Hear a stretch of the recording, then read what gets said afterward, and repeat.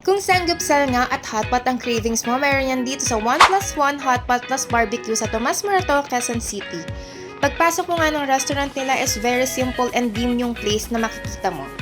Dito nga namin naisipang mag-double date dahil balita ko very affordable yung prices nila para sa sanggupsal at hotpot.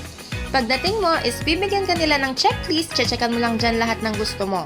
And ito na rin yung kanilang special sauces na talaga namang pumuputok sa dila mo yung sarap. Chinese spicy sauce nga yung napili namin para siyang peanut sauce na sobrang sarap. At dumating na si ate para ibigay yung mga appetizers namin. Alam nyo guys, sobrang sarap appetizer pala. Kasama na nga din sa package nila yung dalawang soup na napili namin.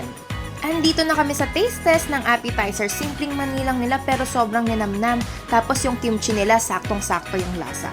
May kasama na ding water, grape juice, and orange juice na masarap din naman talaga. And nandito na tayo sa exciting part. Hinanda na ni Ate Jessica yung mga napili namin kanina. Grabe guys, tignan nyo naman yung quality ng beef nila. Ang sasarap. Pati na rin yung mga seafood nila.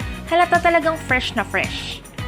Naglalaway na talaga ako. Sobrang excited na akong lutuin lahat ng to. Kaya naman tara, kain tayo!